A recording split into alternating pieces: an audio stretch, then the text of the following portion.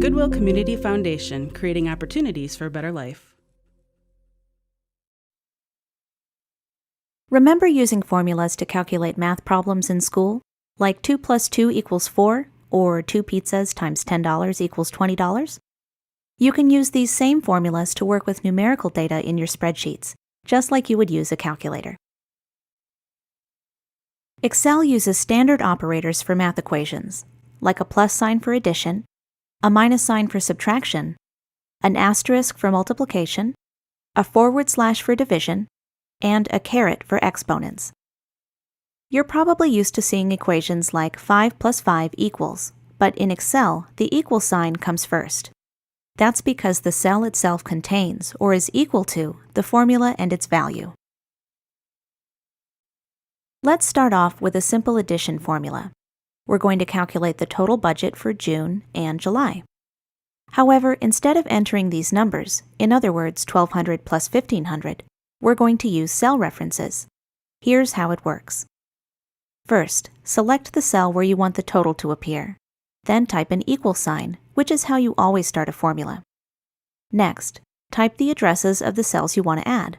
In this example, D10 plus D11. Notice how the cells you've entered are actually highlighted in your worksheet, so you can easily confirm the contents of your formula. When you're ready, press Enter on your keyboard, and Excel will display the answer. Now, you may be wondering why we used cell references instead of numbers. It's because they give you the ability to change your original values without having to retype your formula. Excel automatically recalculates the answer, so it's always up to date. For that reason, you should try to use cell references whenever you can. To edit your formula, all you have to do is double-click the cell. If you make a mistake or change your mind, you can press Escape on your keyboard, and it'll go back to the way it was. Let's try another example, this time with multiplication. I want to calculate the total price for plastic silverware, so I'll need to multiply B4 by C4. Once again, start by typing an equal sign. But instead of entering the addresses manually, we're going to use something called the point and click method. Just click the cell you want, and the address instantly appears in your formula. Most people find this much easier than typing out the cell addresses by hand. When you're done, press Enter, and the answer appears. Finally, I want to show you a quick way to add a formula to several cells at once, specifically these 3 cells.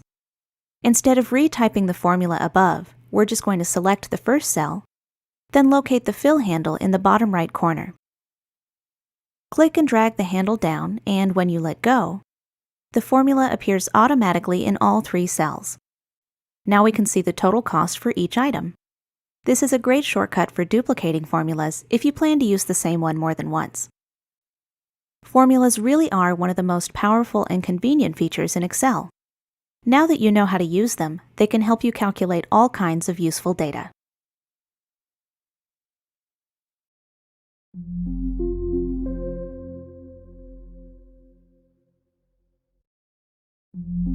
Goodwill Community Foundation, creating opportunities for a better life. Functions are a great time-saving option for calculating data in your worksheet. They can be used in place of formulas when a formula would be too long or just too complicated to write out manually. To access the function library, go to the Formulas tab on the ribbon. Here you'll find hundreds of functions to choose from.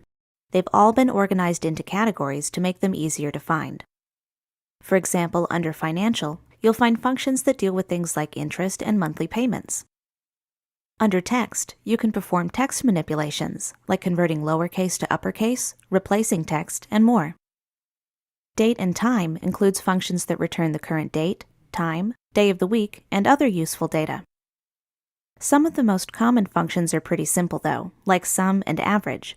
You can access these using the drop-down arrow under AutoSum. In this example, I'd like to add these 10 cells to calculate the total. If I tried to create a formula for that, I'd have to add each cell individually. Not only would that be tedious, it would also make the formula really long, especially if I had, say, 100 cells that I wanted to add. So instead of creating a formula, I'm going to use a function. First, select the cell where you want the answer to appear. Then choose a function. In our case, we'll open the AutoSum menu, and then choose Sum. Now Excel has inserted the function and also selected the cells that are being added together. If it selects the wrong cells, you can always change that by dragging the corner handles here. When you're done, press Enter on your keyboard, and the answer will appear. Let's look at this function in a little more detail. Just like formulas, functions always start with an equal sign. But you may have noticed that there are no mathematical operators, such as addition or subtraction, like you would normally see in a formula. Instead, functions use a specific syntax that includes the name of the function, followed by one or more arguments in parentheses. The arguments tell the function which cells or numbers to use when calculating the result. In this example, we only have one argument, even though there are two different cell references. This is called a range of cells, or a cell range. A cell range is represented by two different cell references with a colon in between. In this case, the range consists of all the cells between D3 and D12. If you want to use more than one argument, you'll need to separate each one with a comma. Let's try a different function now. In this example, we have a column for the date that each item was ordered and the date that it was received. What I'd like to know is how many business days it took for each item to be delivered. First, select the cell where you want the function to go. Then choose a function if you know what category it's in. If you don't, you can try searching for it instead. Just click the Insert Function command on the far left of the ribbon. Searching for functions can be tricky, but for more experienced users, this can be an extremely useful tool. Just type a description of the function you're looking for. I'm looking for something that'll count the number of days that have elapsed, so I'll type count days and then press Enter. We've gotten a lot of different results here. To learn more about a function, just click the name, and a description will appear below. The function called netWorkdays returns the number of workdays between two dates, and that's exactly what we want. So I'm just going to click OK, and another dialog box will appear. There will be separate fields for each argument in the function. This function has up to 3 arguments: start date, end date, and holidays. When you click a field, you'll see a description of it below. And if you need more help, you can click the link that says Help on this function. For the start date, I'm going to select cell E3. And for the end date, I'll select F3.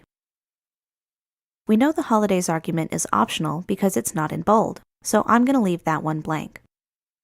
Before you continue, you can check the result of the function here. When you're ready, click OK, and the function will be added to the worksheet. Just like with formulas, you can copy the function using the fill handle here. And now we can see the number of business days it took for each item to be delivered. If you've never used functions before, the syntax may seem a little strange at first. But with some practice, you're bound to get the hang of it, and soon you'll be using your favorite functions over and over.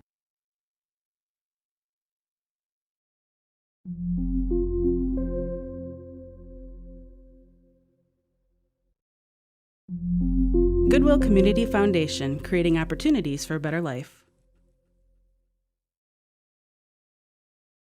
There are 2 main types of cell references in Excel, relative and absolute. Both behave differently when copied to other cells, either as part of a formula or a function. Relative references are the default, and probably the type you're going to use for most of your formulas. In this example, I need to know the total cost of each menu item on the invoice. To do this, I'll need to multiply the values in these 2 cells. I'll just enter my formula here. Start by typing the equal sign, and then the formula will be B4 times C4. When you're done, press Enter on your keyboard. Now if I use the fill handle to copy this formula to all of these cells, we can double-click each copy and see that the cell references have changed automatically. So we have B5, B6, B7, and so on. That's because these are relative references. In other words, when Excel looks at our original formula, what it actually sees is the location of the cells relative to the location of the formula. That means in this case, it's looking at the two cells to the left of our current location, and those just happen to be B4 and C4. Each copy is also looking at the two cells to the left of the formula. This technique is useful because it means we can copy the formula as we did here, and the cell references will sort of move along with it. The references don't even have to be in the same row. They can be anywhere in the sheet. There may be times when you don't want the cell references to change. Take this version of the invoice. I've added a column where we can list the sales tax for each item. We should be able to enter our formula here, then copy it to the rest of the list. To get started, I'm going to enter B4 times C4 in parentheses. Then I'm going to multiply by cell E2, which contains our tax rate at 7.5%, which is the same as 0.075. Next, I'll use the fill handle to copy the formula to the rest of these cells. But wait, that doesn't look right at all. It's even affecting the formulas in the rest of the worksheet. The first copy of our formula is correct because it's multiplying by E2, which contains our tax rate. But as we go down the list, we can see that the reference is moving in relation to the cells, which isn't what we want. We want it to stay frozen on E2 for each copy of the formula, and for that, we'll need to use an absolute reference. Absolute references have a $sign placed before the column, row, or both to keep them from changing when you copy the formula to another cell. To keep the column and the row from changing, place a $sign in front of both. To keep only the row from changing, place a $sign in front of the row only. To keep only the column from changing, place a $sign in front of the column. Most of the time, you'll be using the first type of absolute reference, the one where there's a $sign before the column and the row.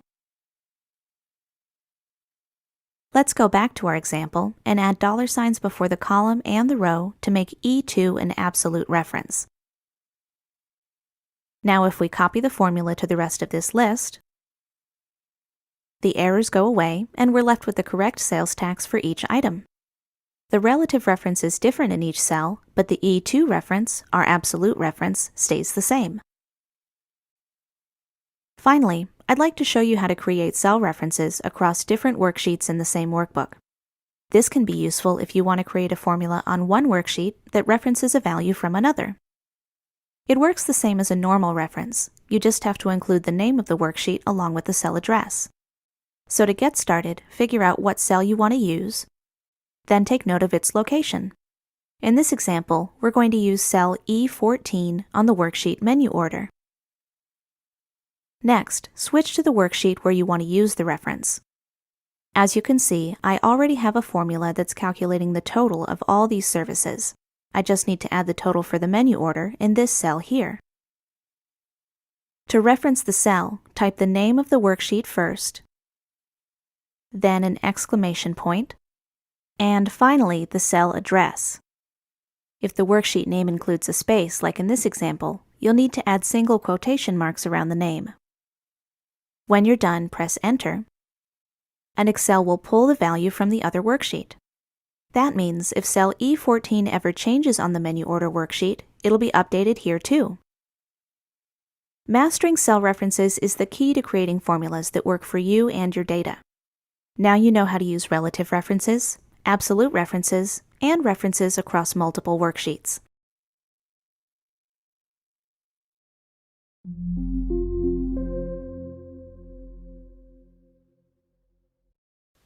So in this video, I'm going to talk about how to use the Autofill feature to quickly populate cells. So first, let's zoom in so you can see this better.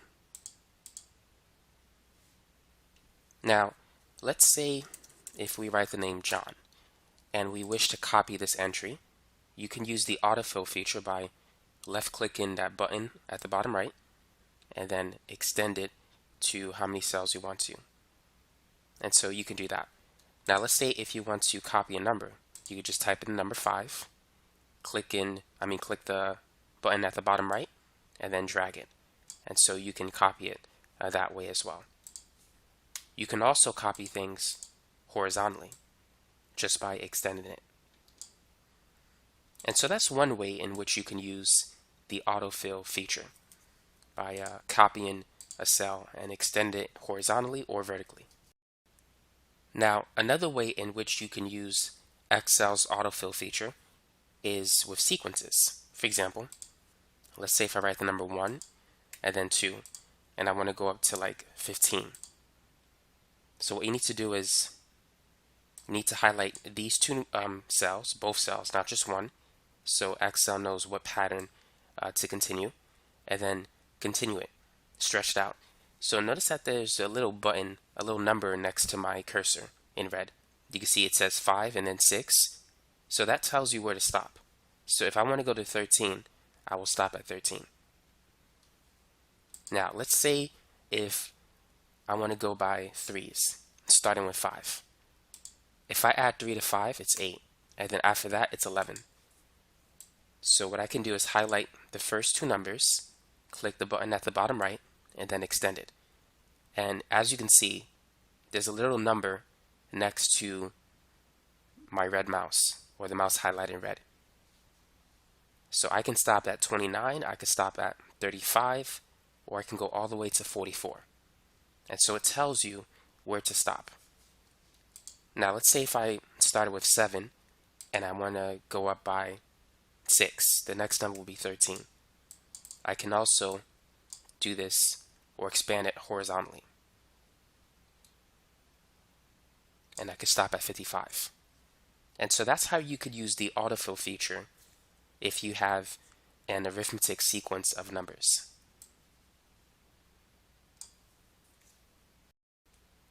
Now let's say if we want a geometric sequence as opposed to an arithmetic sequence. In an arithmetic sequence, we're adding. In this case, we're adding by 2. So let's say if we want to extend this sequence, we can just do what we've been doing before. Now, instead of an arithmetic sequence, let's say if we have a geometric sequence where we multiply the previous number by 2. So 2 times 2 is 4, 4 times 2 is 8, 8 times 2 is 16, and so forth. Well, if we try to extend it, we're not going to get the next number 32. 16 times 2 is 32. So we need to do something different. Let's click the back button. Now, instead of left clicking the button at the bottom right, right click it and then extend it. So initially you'll get the same result, but notice that this thing appears, this window so to speak, and instead of selecting a linear trend, what you want to select is a growth trend. And so as you can see, we get the geometric sequence that we want. 32 times 2 is 64, 64 times 2 is 128, and so forth. So that's how you can use autofill to extend an arithmetic sequence versus a geometric sequence. Now, let's talk about some other things that we can do. So let's get rid of this. Something else that we can do is we could extend the month of the year. So let's say if we have January and we don't want to write February, March, April, and so forth. So left click the button at the bottom right and you could extend it to anywhere you want. If you want to stop at July, you can stop here. If you want to stop at October, you could stop there. Now you can also use the abbreviation for the month. So this time I'm going to stop at December. And keep in mind you can also do this horizontally. So I can start with May and then extend it to the right. And let's stop at November. And so that's one way in which you could use the autofill feature. Another way is for like quarters. So let's say if you have the first quarter and you don't want to write up to the fourth quarter, you can just extend it. Now there's only 4 quarters in a year, so there's no such thing as the 5th quarter. You could also do the abbreviation for this with Q1 and then extend it. Let's stop at Q4. So those are some ways in which you could use the autofill feature within Excel. Now you could also extend names associated with numbers. For example, let's say if we have the name Karen, and let's put a 1 next to it. We could expand that. Karen 2, Karen 3, Karen 4, and so it's going to follow the pattern. Now let's say if we have a math problem. So let me write the months of the year. Let's say if you put in $300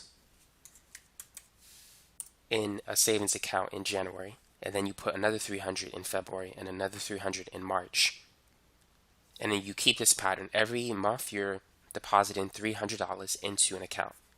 How much money will be in the account by November? So you could use the autofill feature to do that. But first, we need to establish a pattern using the first 2 cells. Then all we got to do is extend it to November. So at the end of November, we should have $3,300 in the account. And so you could use this to solve arithmetic math problems and word problems with sequences. Now, something else that we could do is we could extend the days of the week. So we have Monday, Tuesday, Wednesday, Thursday, and let's go all the way to the end, which will be Sunday.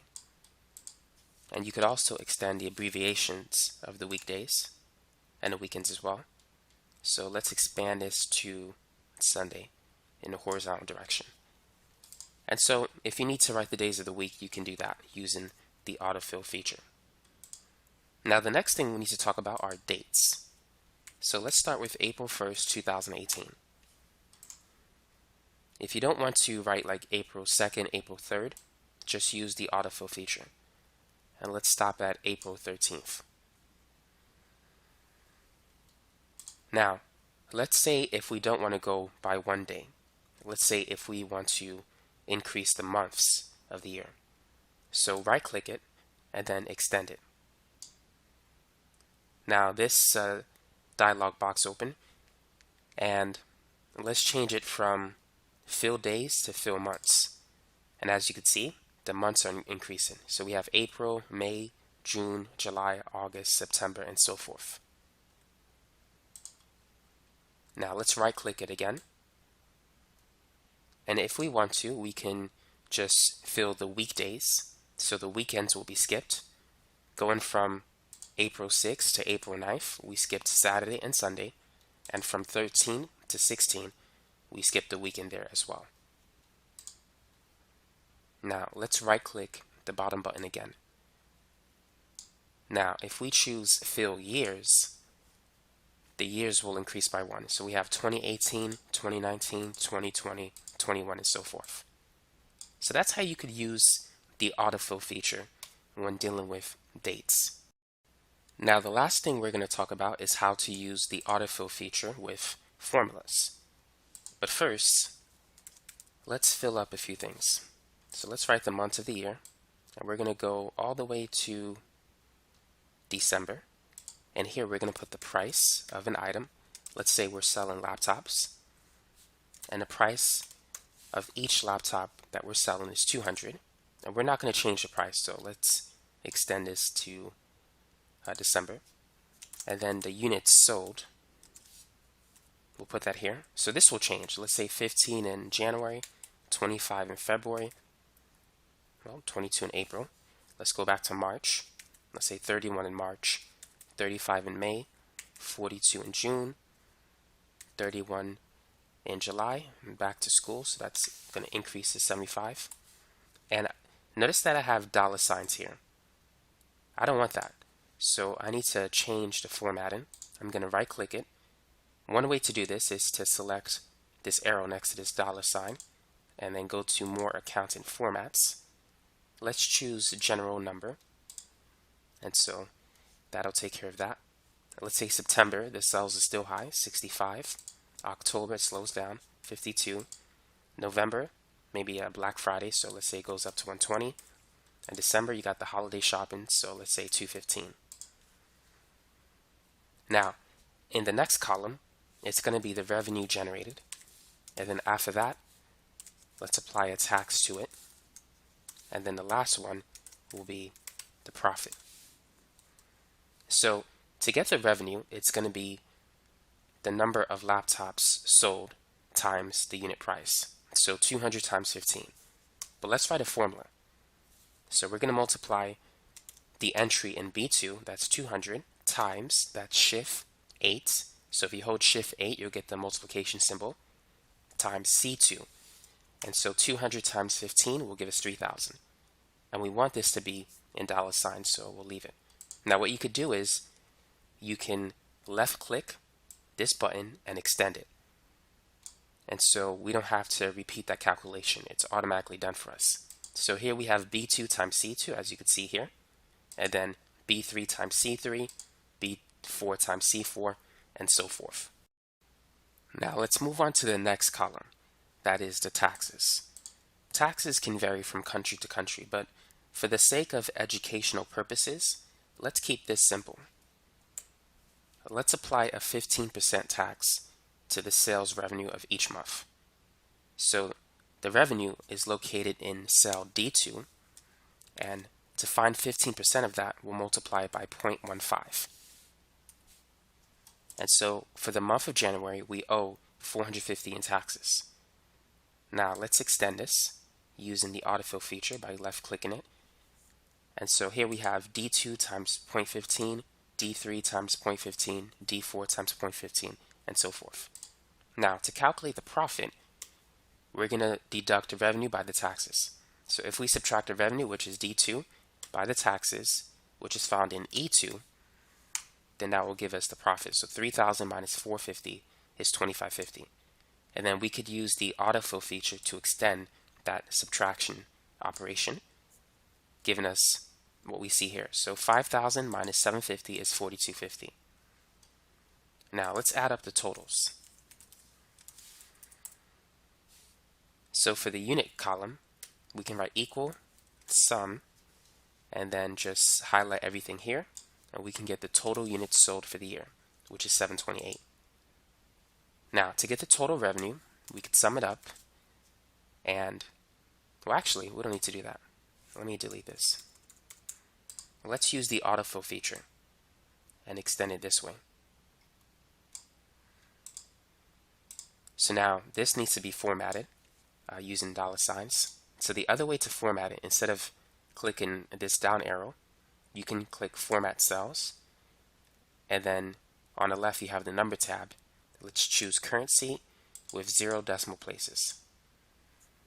And so the sum for this column is 145,600. As you can see, if you look at the formula, this adds up everything from cell C2 to C13. Now, if we look at this number here, 145,600, you could see that going up here is the sum from everything starting from cell D2 to D13.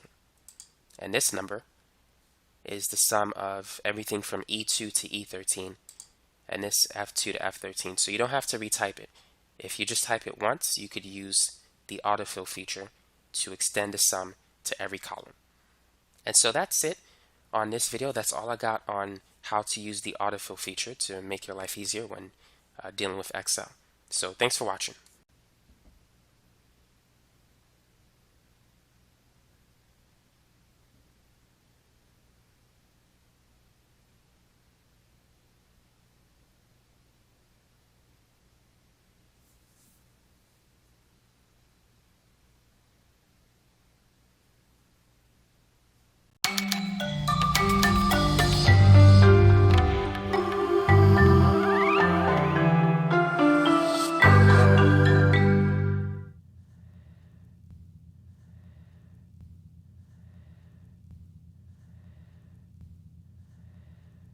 If you're trying to tabulate data, particularly from large lists, you want to take advantage of a family of functions called Countif, Sumif, and Averageif. In this worksheet, we might want to know how many full-time people work here. We could do this by way of a pivot table or possibly a more complex formula, but Countif works quickly and easily. Equal Countif. I'm using this in cell K2, and we're looking in column D for these entries. Comma. And what are we looking for? Full-time. Now, if we don't have this in a nearby cell, I do in cell L2, but if we don't, we would type double quote full, space, time, double quote. Press enter, we get an answer. Since it's in a nearby cell, we'll just refer to that. Enter, we have our answer. And we can double click here to copy this down into the next 3 cells as well too.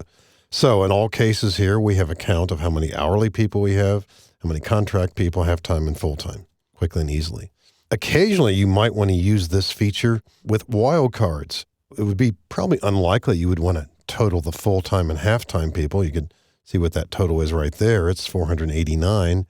But if we were doing this in an isolated case, we could type equal Countif, left parenthesis. We'd be looking in column D, comma, and then double quote asterisk time. Asterisk is a wildcard, meaning any number of characters preceding the word time, and then a double quote, and there's our total, 489. By highlighting these 2 cells, we see the total at the bottom, that's 489. So in effect, we're doing the same kind of thing here, but in a different way. A similar use might be, we're looking at our list over there, we're just kind of curious, how many of these entries contain the letters TIM, like in Timothy here, and maybe there's some Tims, we've got a few Timothys perhaps popping up. How many of those do we have? In that case, Tim is preceded by text. It's also followed by text. So in this example here, if we're doing a quick Countif, we're looking in column A, comma, and then within double quotes, it's asterisk, TIM, asterisk, double quote, and then we're done. There are 9 of them. And we can verify that with a quick use of filter. Just clicking within the data, use a filter, and then jumping into column A, simply in the search panel here, type TIM and press enter. And there's our list of all the Tims. There's actually 1 single Tim and a lot of Timothys. But we've got 9 entries there, and that's exactly what we found in our previous example. So getting rid of the filter, going back to normal here, and viewing this once again. The asterisk on either side means Tim preceded by and or followed by any number of different characters. So you can also use this function in a more expansive way using wildcard type symbols.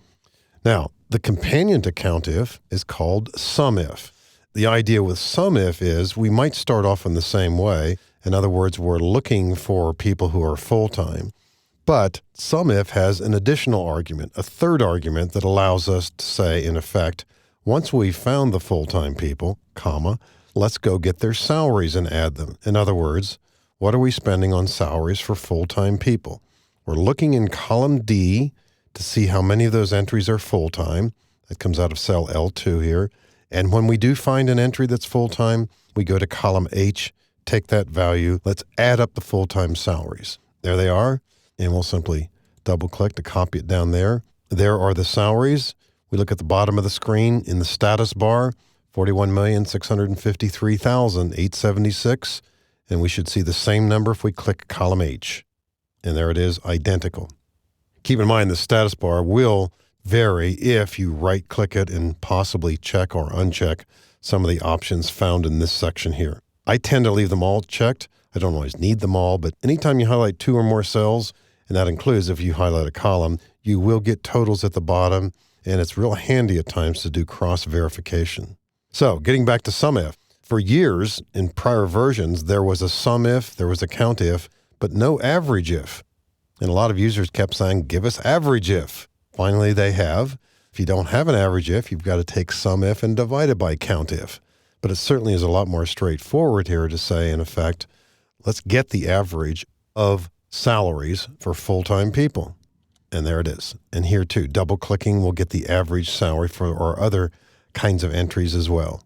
And so the example here in column K, right here, Averageif, remember cell L2 has the text full-time. If the entry in column D is full-time, then let's go to column H, and what are we going to do? Average all of those salaries.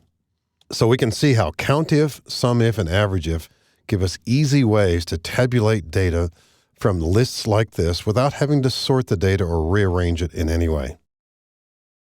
A membership to lynda.com unlocks this entire course and hundreds of others. Visit lynda.com to learn more.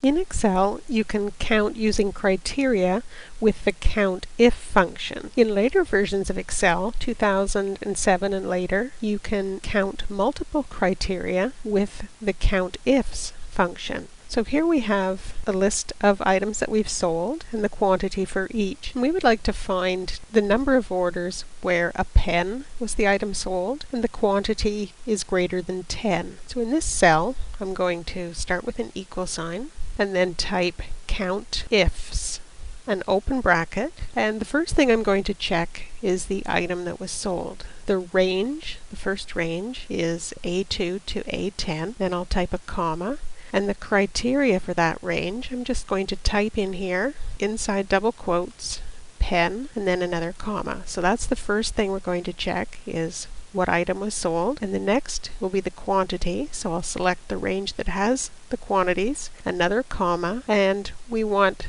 quantity greater than or equal to 10, so within double quotes I'll do a greater than symbol, equal, and a 10, and then another double quote, close the bracket, and press enter. So there were 2 orders for pen where the quantity is greater than 10. Now instead of typing these criteria in here, I can refer to a cell. So instead of typing pen inside double quotes, I could click on a cell where I have typed the word pen. And the same for this criteria for the quantity. I'm going to take out the 10 just by deleting that, leaving the operators within the double quotes, and then I'll type an ampersand and the cell that has the number. So this is greater than or equal to whatever number is in cell E3, and when I press enter I get the same result, but it's just easier to change. Then I could type a 5 here now, and we see that there were 4 orders where the quantity is greater than or equal to 5 instead of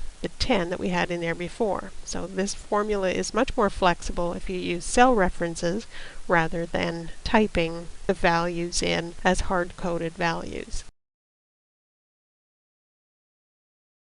Alright, so I received my first viewer request yesterday asking me to demonstrate the SUMIF and SUMIFs function.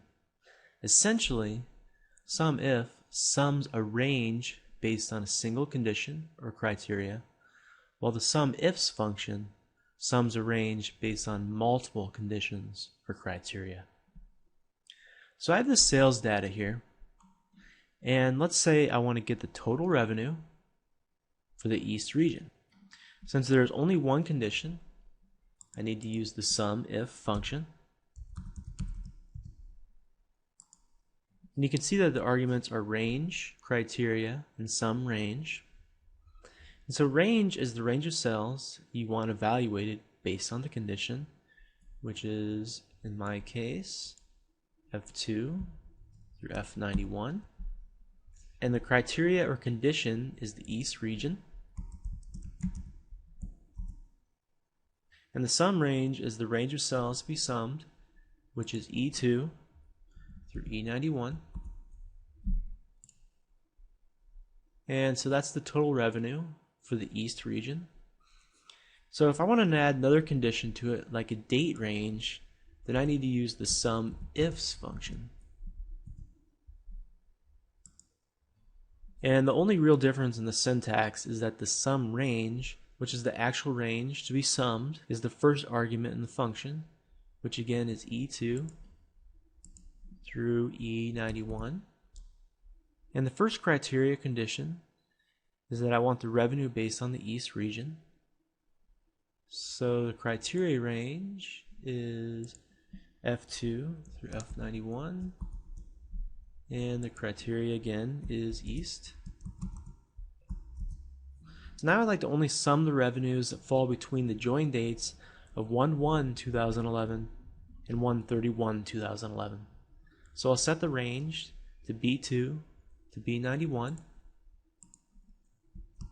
And then for the condition, I'm going to use the Boolean operator greater than or equal to, surrounded in quotes. And then for the date, I can either reference a cell or type the date in. And I like to do the former as it's easy to change the condition later on. So I'm going to go ahead and reference cell Looks like J9. And an ampersand goes before the date or reference cell.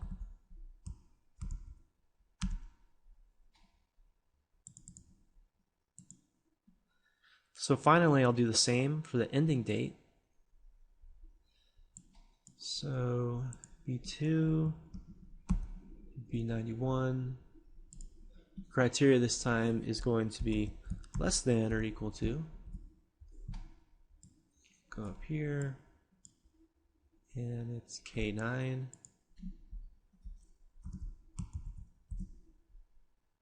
Push OK, and there we go. So now if I want to change the date range, I can just alter the date cells. So I can just change K9 to, say, 215. And the total changes. All right, I hope that makes sense, and thanks for watching.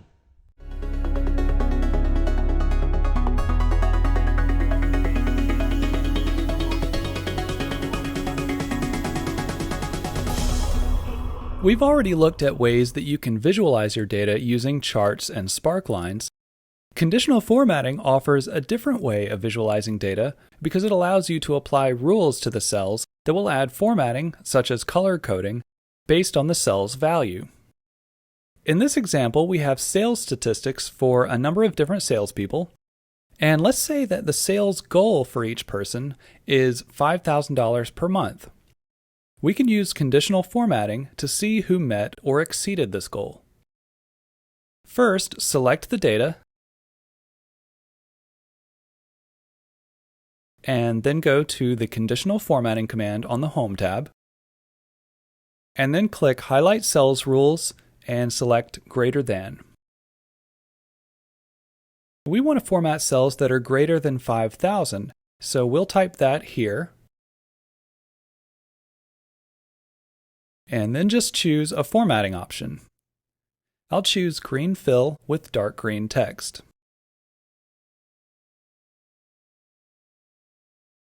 So it really makes those cells stand out. You can see that not many salespeople met the goal in June or August, but September and October were much better. Now let's look at some of the conditional formatting presets. I'm going to reselect these cells and then go back to conditional formatting. There are three different types of presets: data bars, which are kind of like a bar graph; color scales, which change the background color based on the value; and icon sets, which put different icons in the cells depending on their value. I think this one is especially easy to read. The icons help us to see which items are the highest and the lowest, and which ones are about average. You might also notice that the first rule we created is still visible, and that's because Excel lets you have multiple conditional formatting rules at the same time. To clear all of the rules, just select the cells, and then go to Conditional Formatting, Clear Rules, and you'll have a few different options. But I'd like to just remove the greater than 5,000 rule while keeping the icons.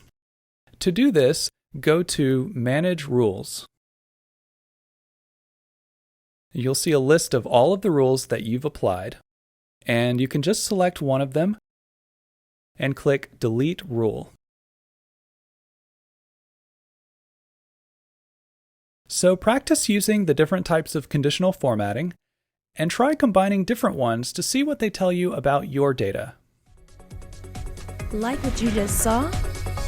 Rate it. Add a comment. Subscribe to our channel.